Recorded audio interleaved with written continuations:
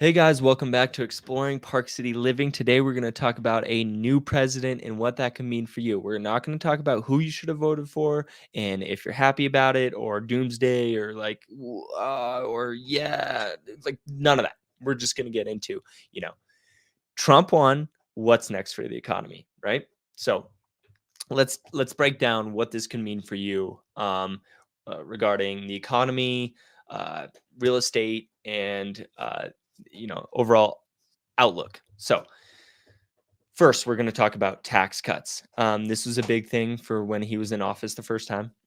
He did the 2017 Tax Cuts and Jobs Act, which helped about 60% of Americans. He plans to renew and expand on those tax cuts that do expire in 2025. So, um, the new tax reliefs are things like relief on vehicle purchases, business equipment, hiring, payroll, employee tax cuts. Basically, all things that incentivize companies to grow, keep people on payroll, and reinvest into their business. Um, and as well as corporate tax cuts could go even lower. He lowered them down to 21%. He has been saying that he wants to get them down to 17-18%. So and he's also proposed no tax on overtime or tipped income. He kind of threw this in here during his campaign, so I don't know if this is going to be an empty promise or not, but I mean, he has the control of the Senate and the House, so maybe. But uh, other things to note was Harris was talking about taking away 1031 exchange, so I know a lot of people are holding their breath to invest into real estate based on that. As well as taxing on unrealized gains. Both the real estate market and stock market would have definitely not liked that. I don't know how she would have offset that so the market wouldn't crash, but anyways, those fears are not priced in anymore. Like we're not thinking about that, which is definitely good for real estate investors.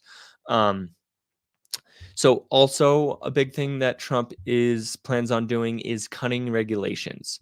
So he's even said that he's going to hire Elon Musk to cut back regulations, which he is a huge proponent of that, and he that is one of the pillars in his companies and how he's got them so successful.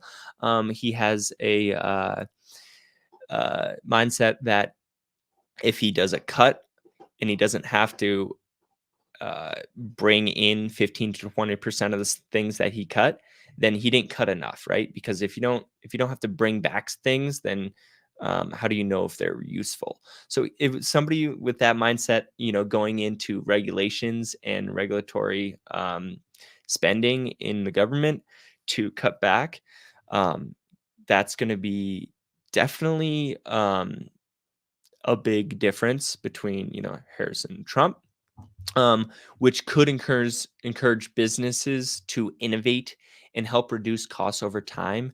For example, talking about real estate, home builders are currently paying huge fees and permits, approvals, impact study, a bunch of which we need impact studies, but like just like there's a lot of things uh, that are regulatory hoops that you have to jump through that have huge fees. So Trump has pointed out that uh, regulatory costs drive up construction expenses, as he is in the real estate game or was.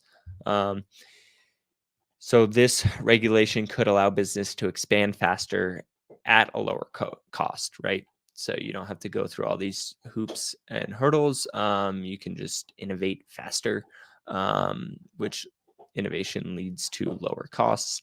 So deflationary. Um, so also let's talk about mortgage rates. The mortgage rates spiked.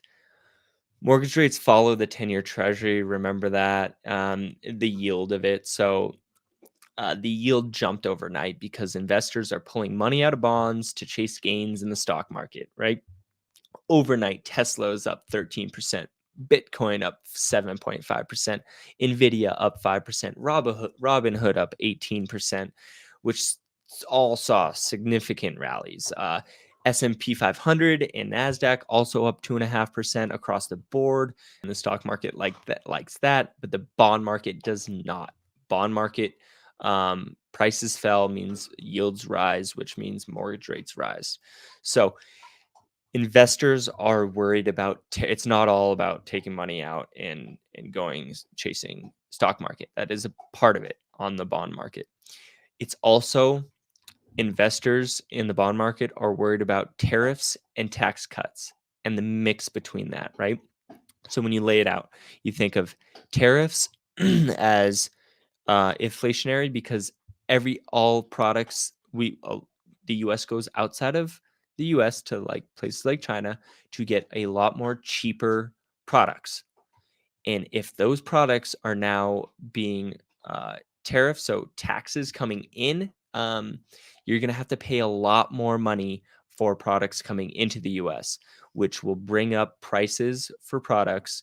And with that mixed with tax cuts, people will have more money to spend on higher priced items, giving companies the actual pricing power to raise prices. So, bond market is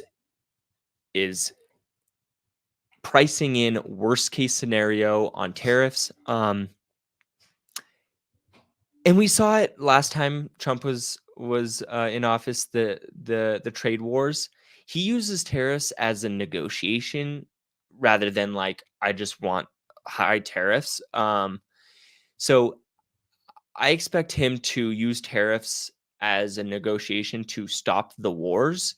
And once that's over, or once he uses that, I don't think the tariffs are going to be as big as he says. He's building it up so that his negotiating power to stop the war is better, and we saw that in the trade wars. So the bond market's pricing in worst case scenario on tariffs, and the stock market is pricing in best case scenario um, as well.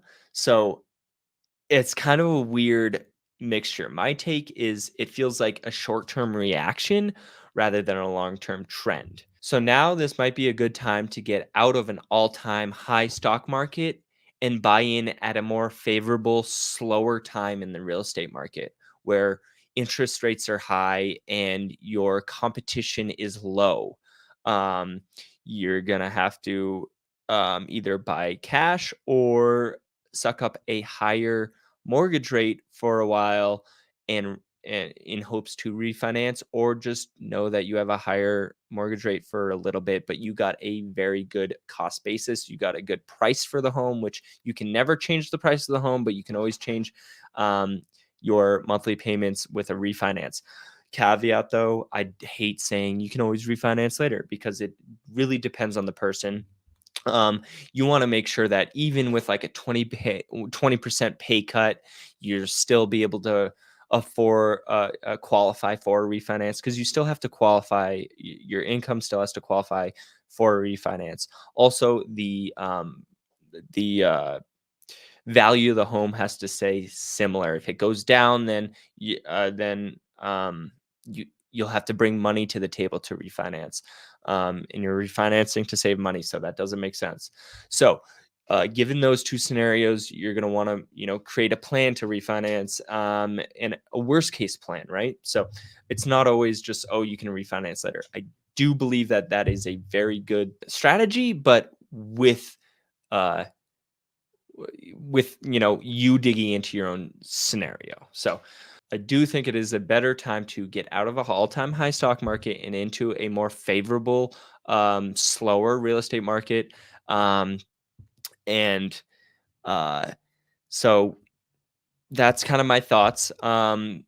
How it all unfolds, we'll see. But those are kind of some key points that I wanted to cover, and give you kind of maybe some more information to ask yourself more questions, depending on your scenario. Or my numbers right here.